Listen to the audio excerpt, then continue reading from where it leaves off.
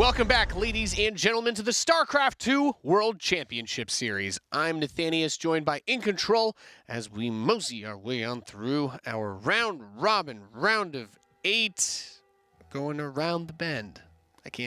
That's all the rounds I got. StarCraft skin ambassador says for you. Yeah, you know what they say. If you got to exfoliate and moisturize, and your units will look even better. Ladies and gentlemen, don't forget, check out those apple sugar scrubs. I'm just telling you, 10 out of 10. And you know what else is 10 out of 10? Nobody's win rates in this group. We have the updated standings for you. There aren't 10 games, so it's literally impossible for anyone to win 10 of them. But in case you were curious, Scarlett leads the pack, the only undefeated player in Control.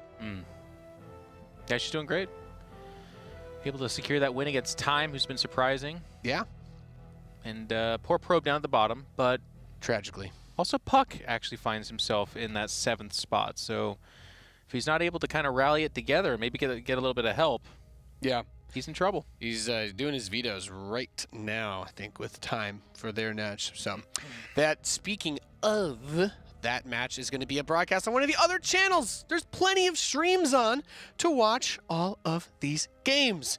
Not only can you find them here on twitch.tv/StarCraft, but you've also got Zombie Grub, Wardy, that's Wardy with 3 eyes at the end of it, and Base Trade TV. More and more games. We're doing Neeb versus Scarlett, but if you want to see Time versus Puck, Wardy will be commentating that, and hopefully not bringing all of his terrible Terran bias into it. Oh, wow. Yeah. You got him there. I'm calling him out. That's right. And with that being said, our next match is Neeb versus Scarlett, one that everyone is sure to be excited for. They think they just went through the maps, so that's going to be starting in just a few.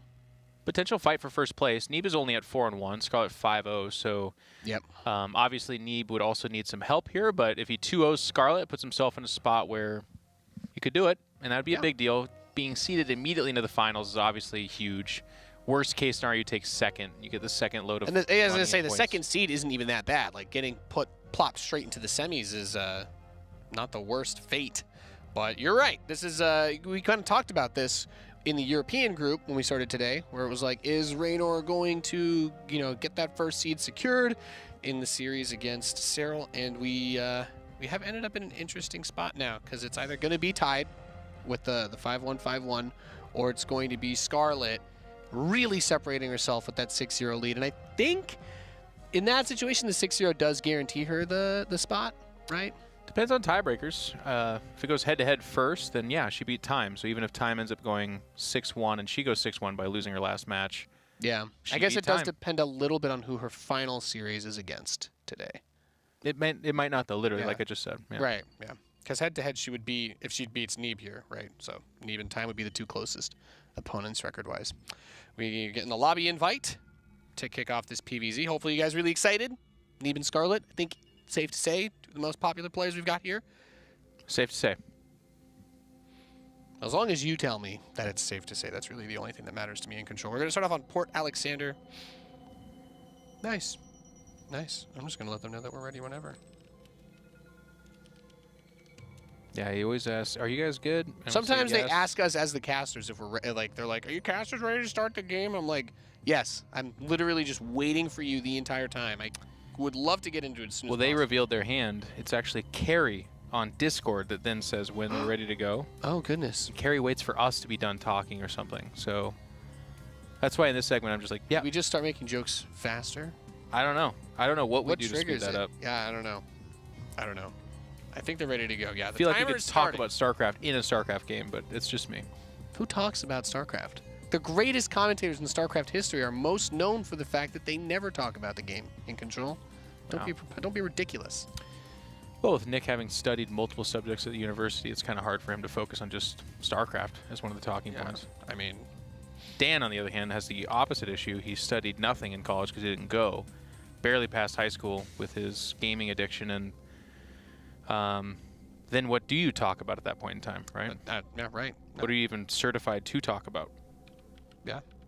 I think, like scarabs and spider mines? Just his own family. His own family and himself. That too. Oh, and vegan stuff, right? Yeah. Not even that. He's not a vegan. Vegetarian stuff? He's a vegetarian. He gobbles eggs, man. He'll eat the children of animals. He does not eat animals themselves. Oh, goodness. Yeah, if you dropped him off in a hen house, there's like 0 chance for lineage to come out of that hen house. Nothing survives except for the hens themselves. Well, I guess if a couple of them can escape, maybe they can deposit their eggs elsewhere. We're loaded in. In the top left, we have our red Zerg player. She's Scarlett. Look at that, Scarlett playing with the red color in control. Do you think this was planned? I hope so. God, what a turn of events.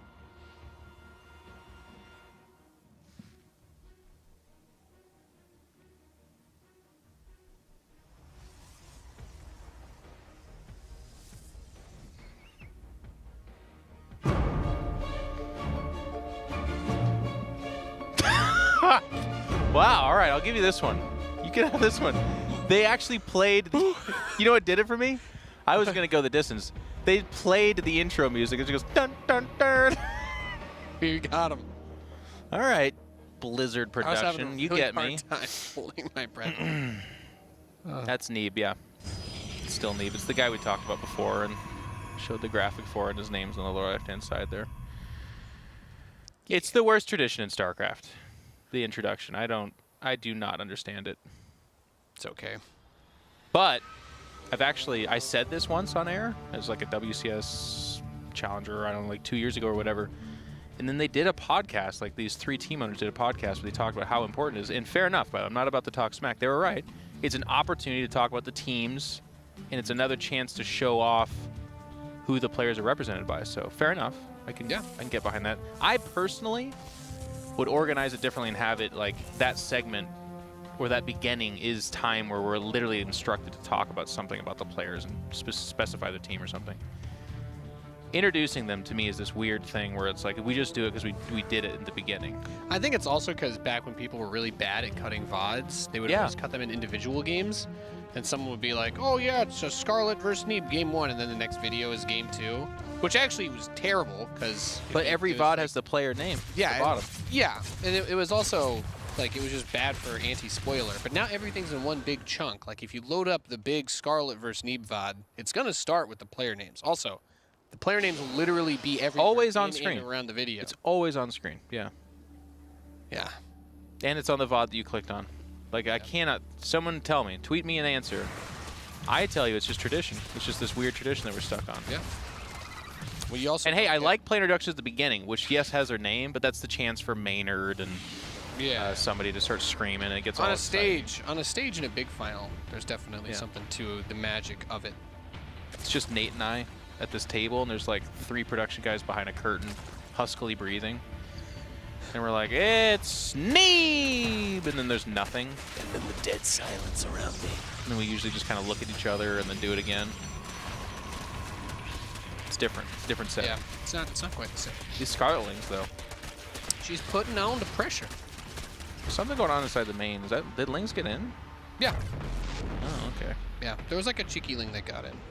It's been eliminated, but yeah, we haven't actually had any probes killed. The Adepts did a little bit of harass. They got 2 drones on the other side of the map, but nothing too crazy in control. Nothing crazy at all. Did scout the Stargate. This is going to be that Oracle. I don't think it saw the Twilight Council, which went down afterwards, though. And without the Robo, this is going to be that time where Neeb does the Adept Glaive thing, I think. Yeah, you think the Mega Adept? Yeah, he does that quite often. Or not quite often, but it's like one of the all-ins that he does, I guess. If that not even all-in. Feels very Neeb. Yeah. I feel like he was one of the first players to box it out a lot during his reign of terror, 2017. In WCS, and then now it's like an occasional signature move, you know? Yeah. It's like a Destructo Disc where it's like it's not the strongest move, but it is his signature move. I don't know what a Destructo Disc is, but I absolutely agree that it's his signature move. What is a Destructo Disc? It's Krillin's move. Who's Krillin? Is that Dragon Ball Z? Yes. Kind of sworn he would be in the know. I know of it. I never watched it. I tried. It came after I was, it was like a year or 2 after me being a young person. I usually got in trouble because I wouldn't go to dinner because it would be on around the same time. They charge up for like 2 episodes. Yeah, but then they hit each other and talk about it. When you're 10 years old, man, that's your whole life. I guess. You gotta remember, time moves very slowly for for you younger people. So Is that the what they fact that say? it could hold your attention for 3 episodes of screaming in a row is really just testament to their ability to get our lack of attention-focused minds. Bunch of links are coming out. Resonating Glaives is about to finish, and here comes the Adept train. She's just making a Nidus, too. I don't know that she even sees this attack coming, because the other Adept was, well, maybe she did. Does it matter with this many links? Is this enough Adepts to break it? No, no. But it's the fact that he sees that many lings and queens together that maybe keeps this back. Now, look at her vision, by the way, on Neeb's side of the map. There's actually no ability for the Nidus to do anything over there. Yeah, she's just now getting an Overseer, so she doesn't have speed. It will take some time for the Overseer to get there. And these Adepts might see the Nidus network. There's a stasis ward that landed. Oh, wow, the shade onto the ramp. Oh, my goodness. This positioning is insane.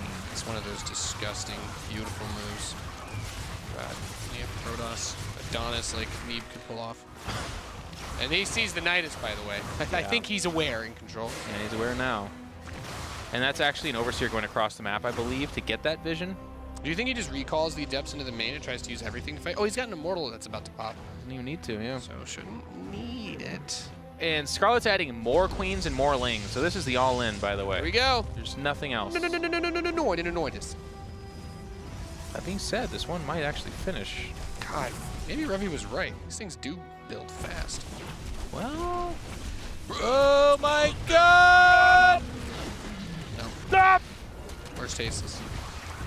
Korea, probably. We need that deep guttural scream. She might actually GG. She's there's nothing, guys. It's lings and queens behind this. So there's no coming back from this. She's gonna try it over and over again.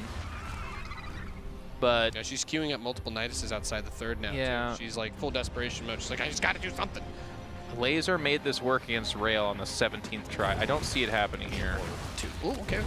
She's gonna buy the time she needs to get the queens out. There's already a shield battery here, though. And even, Adepts are such an amazing answer right now. Yep, really good against these lings. And charge is almost done, which is when all of this really starts to spiral out of control. There's the first Archon.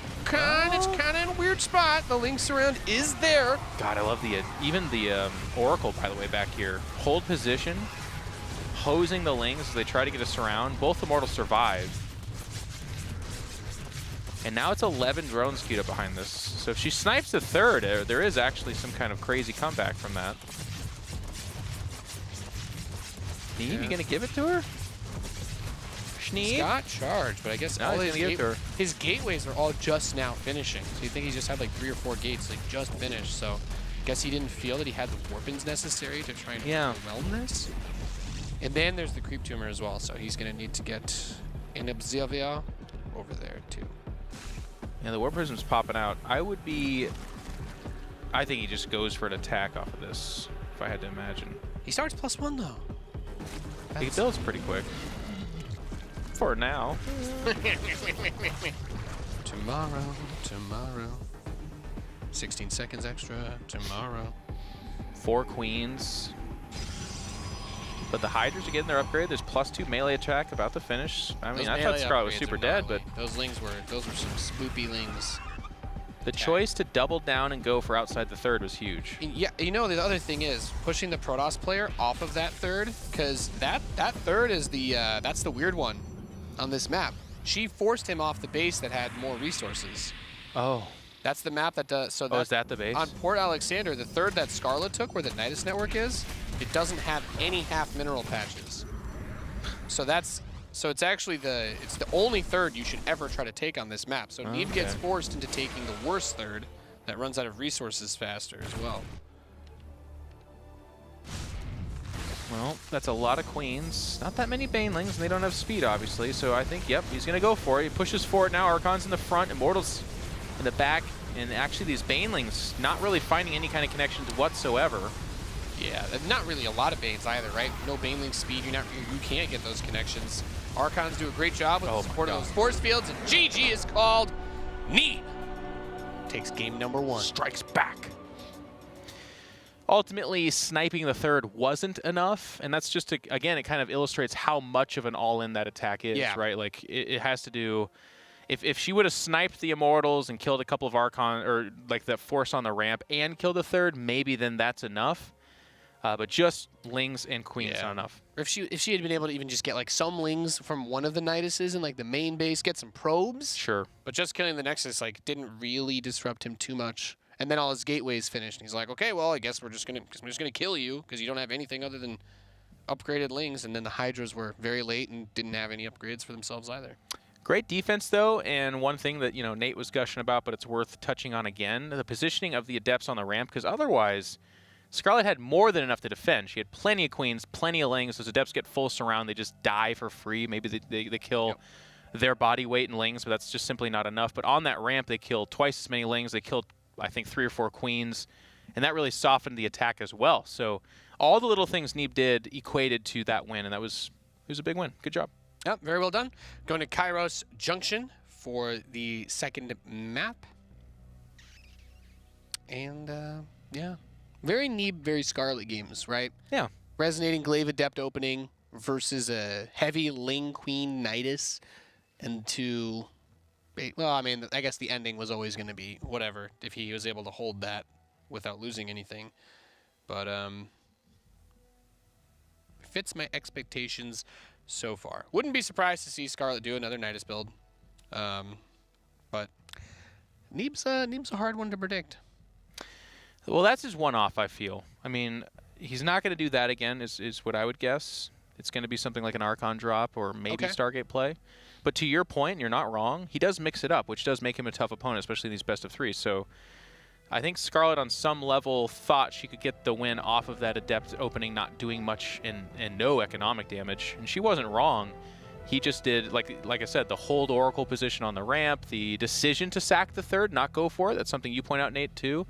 Maybe he didn't have enough, and had he desperately tried to hold that off, get surrounded and killed, then he certainly doesn't win that game. Yeah, there's so many different ways all these situations and scenarios can pan out as we go into game number 2. And really, really fast probes going out here. In the bottom right position, as the Red Zerg player, she is Scarlett.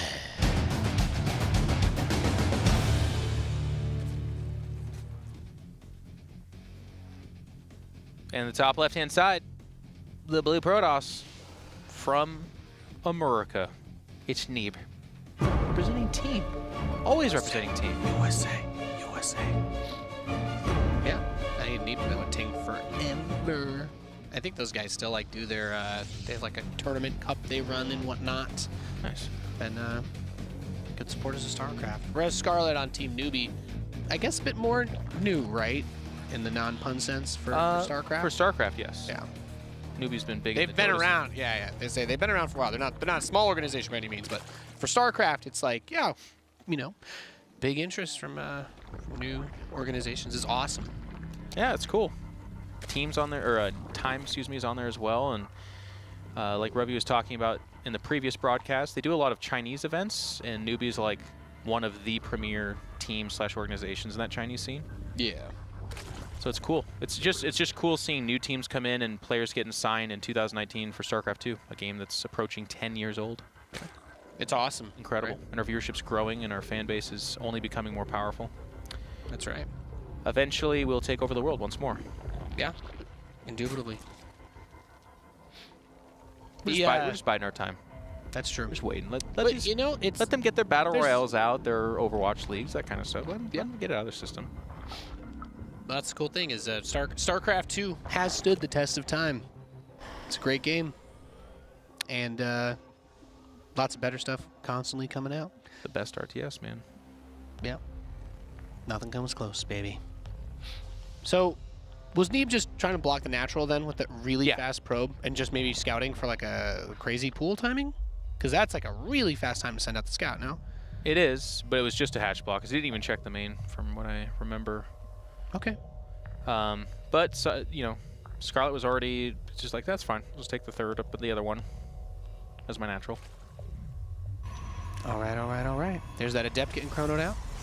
Second Adept, actually. The first one's reaching the natural right now. And this is something that I never appreciated, but I've talked to some of the other programmers that face Neeb, and they talk about this being more impactful than it looks like. He's so crisp and so fast about his Adepts that they get there absolutely as fast as is possible, and they just immediately begin to dictate what the Zerg can do. Like, there's no drone transfer at this point.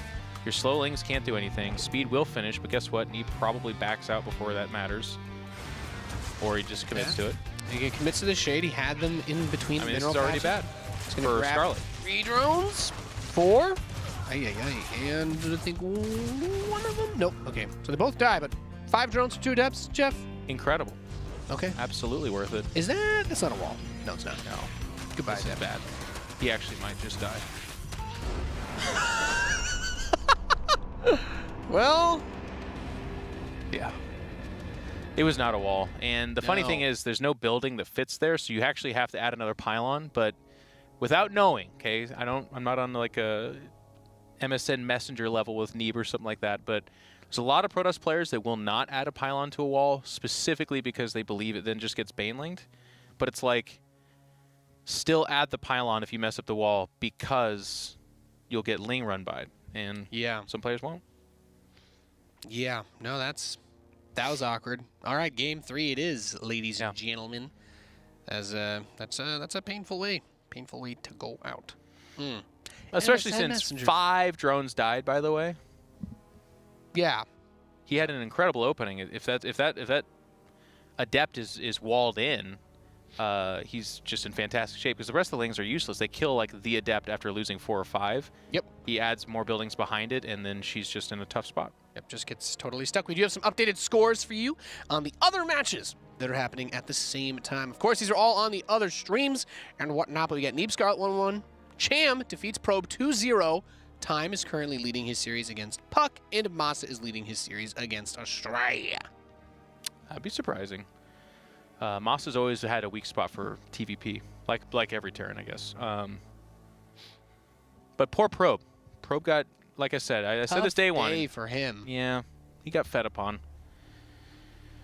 But so did Rail, and Rail like literally is at times a 6.8k MMR Protoss. So it's just this top 8's brutal. Feasted upon. That was bad. Yeah. All right, so we got the lobby. King's Cove is where this match will be decided. How do you feel about this map? Because like the walling is a little weird, right?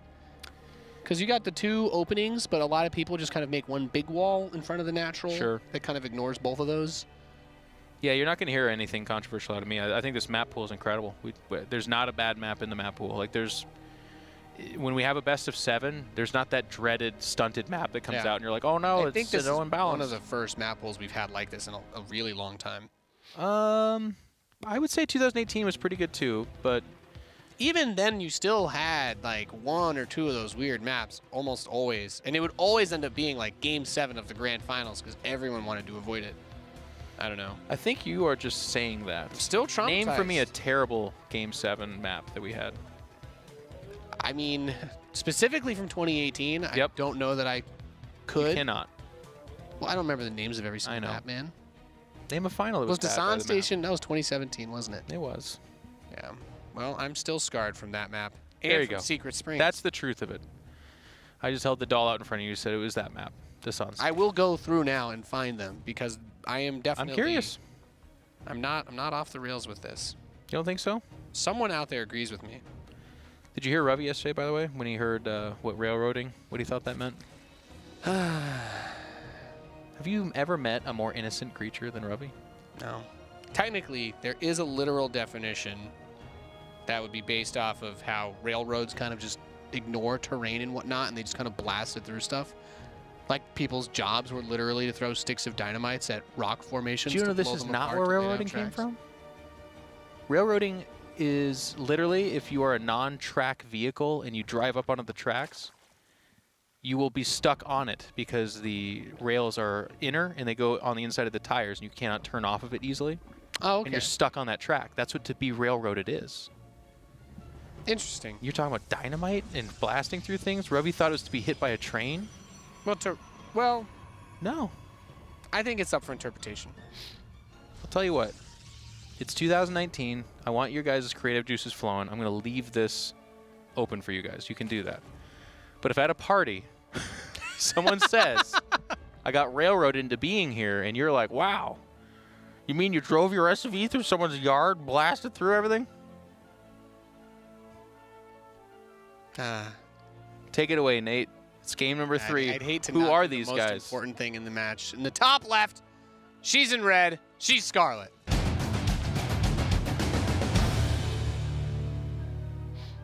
Yeah, but it can't just be Scarlett. No, it can't. Who's the other person, Jeff? It's game. I'm trying to. God, I cannot. Is it Ting? There's Neeb? Yeah, nice.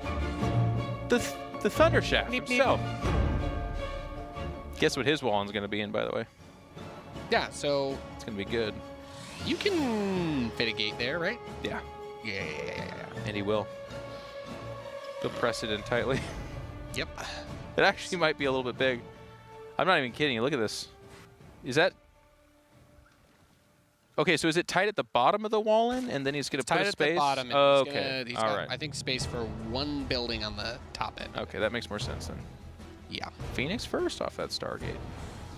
I want Mass Phoenix. We almost never get it, and not the 2 Stargate Mass Phoenix. Like Roddy Mass Phoenix?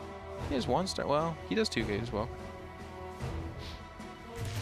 Yeah. Phoenix are really fun. They are. They'll be more fun to use again after the Nidus nerf, though. Oh, true. Yeah. I'm like, oh, I'm so excited to start playing all those Protoss games. I love building Phoenix. During the Nidus era. And then, like, the Nidus starts up, and you're like, surely there will be queens that come out.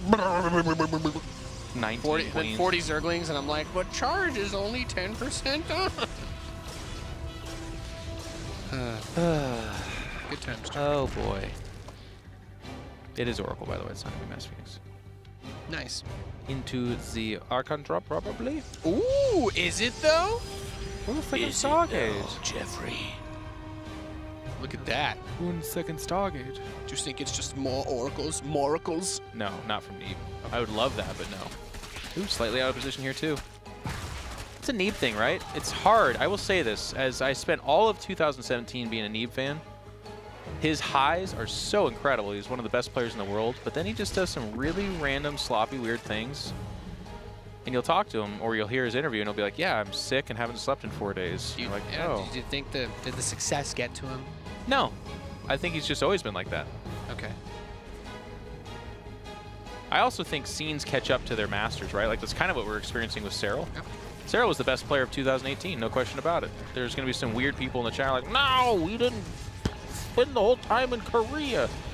Okay, but he beat everyone he faced. He won every tournament he went into for the most part. He won BlizzCon. Yeah. Like, he's the best player. No, you're right. You're right in control. But those people are just wrong. did Cyril get worse this year? I don't think so. Did people get better? Did they recalibrate to him and kind of figure out his play style? Yes. It's something that I think gets missed so much because the hardest thing about being on the top isn't just that people are trying to get after you. Wow, that zealot. He's just determined. Goodness gracious. I think one of the toughest parts is that you being there, everybody is working so hard to catch up to you. Yeah. It's not necessarily maintaining your level of skill when you're number 1, but it's about being able to be on the top and somehow still improve enough over yourself that no one can catch up to you. And you have to change what you did it with Yeah. because they're all studying you. So if you just keep doing the same thing, maybe you're so good at it like Cyril was last year that they can't catch up to you in that year, fine. But this next year, guess what? These Sue, Rogue, these guys, their ZVZ look a little bit different, didn't it? Starting to look a little bit more Cyril-like. Yes. Yep. The impact that I think that that's had on ZVZ in general has been astounding. Yeah. But no, I totally agree with you. That's the important part about having a system that promotes players like this is that you are motivating everybody else to work just as hard. We've got a good setup here, 3 Adepts, or excuse me, 4 Adepts, with the Sentry and Stalker behind him, and the Oracle. So And third base is safe as can be. double Robo behind this, by the way. And if Scarlett, or excuse me, if Neeb can keep up the harass and see that it's Roaches coming off right now, because these Roaches that Scarlett's making right now, I would be very shocked if they were like some kind of preemptive defensive Roach.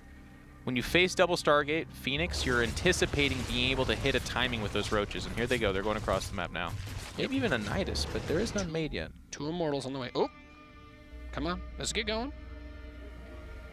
Those little dudes went up top for a sec. And bring in all the queens, too. Yeah, she's just going to walk them. And for Neeb, this has to say something, right? It's like, well, the hatch isn't being injected, and there's no queen here anymore, so something's going down.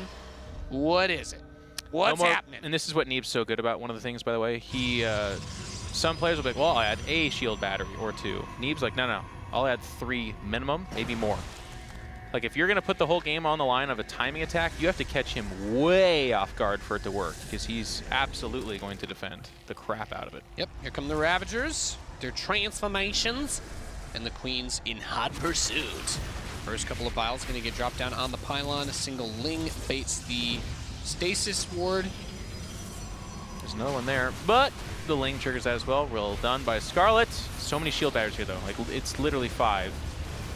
And these Immortals sitting in the back, unless they get corrosive biled, they're just not going to die.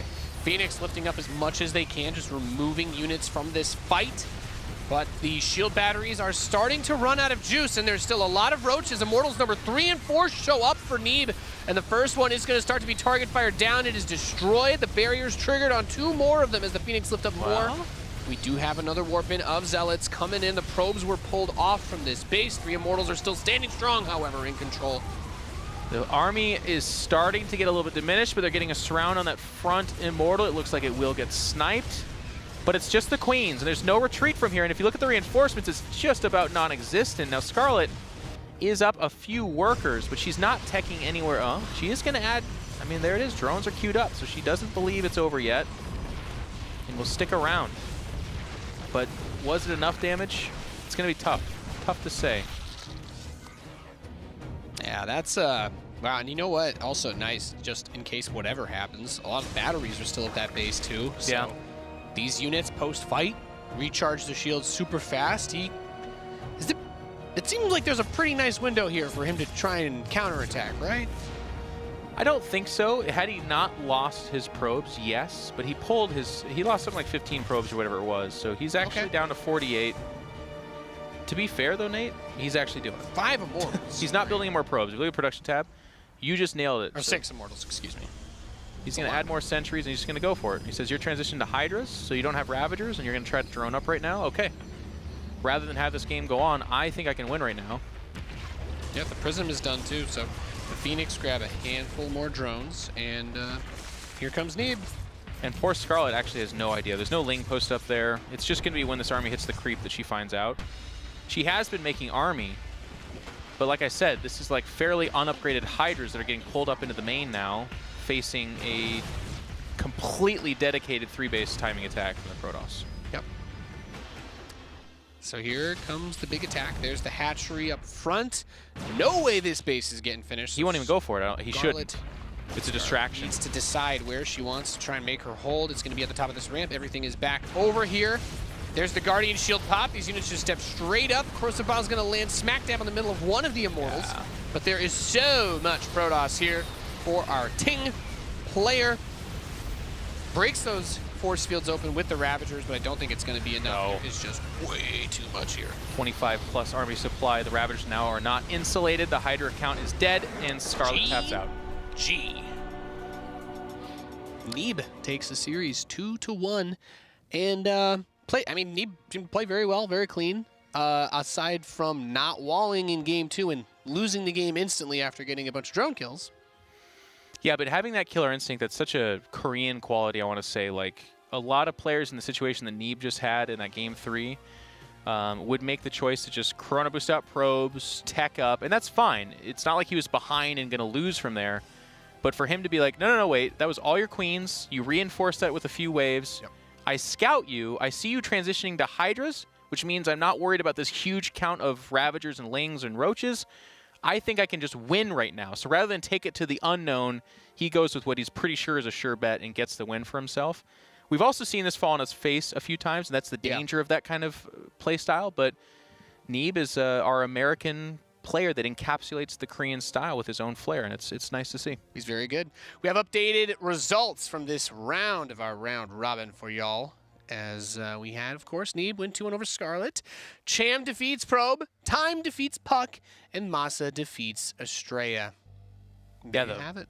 Middle of this whole bracket is just a mess. I'm sure we have that graphic coming up, and I'm doing a terrible thing to our production. We'll be looking at the standing soon. Very, very soon. Yeah.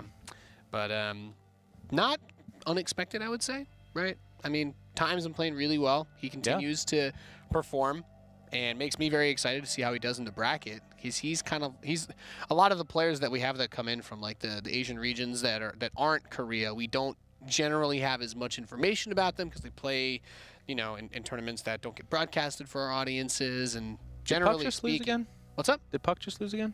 Yeah. Then I think it might actually be settled for this final match. I know it is in regards to Probe. Probe is absolutely 7th or 8th, excuse me. But Puck only had 1 win, and I think with that loss, that makes him 1-5 as well.